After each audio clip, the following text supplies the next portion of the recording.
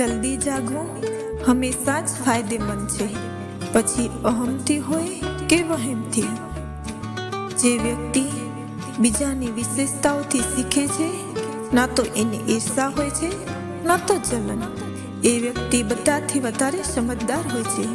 મૂર્ખાની તારીફ સાંભળવા કરતાં બુદ્ધિવાનનો ગુસ્સો સાંભળી લેવો વધારે ફાયદાકારક હોય છે.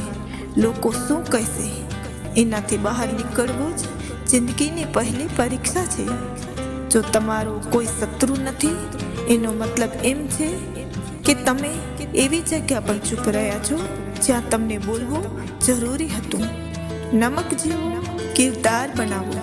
ન કોઈ વધારે ઉપયોગ કરી શકે, ન તમારા વગર કોઈ રહી શકે. જીવનમાં એ જ અસફળ રહે છે જે વિચારે તો ઘણું બધું છે પણ કરતો કંઈ જ નથી. જે ઇન્સાન તમારા ન બોલવાથી પણ તમારા મનની વાત સમજી જાય, એનાથી વધારે તમારું શુભચિંતક કોઈ જ નથી. જે સુખમાં સાથ આપે એ સંબંધ છે, જે દુઃખમાં સાથ આપે એ ફરિશ્તા છે.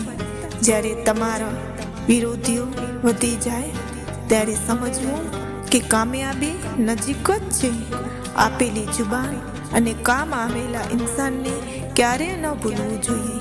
કિંમતી ઘડિયાળ તો ઘણા લોકો પહેરી લે છે, પણ એ ઘડિયાળમાં ચાલતા સમયની કિંમત બધા નથી સમજી શકતા. તો ચાલો મિત્રો, ફરી મળશું એક નવા વિડીયો સાથે.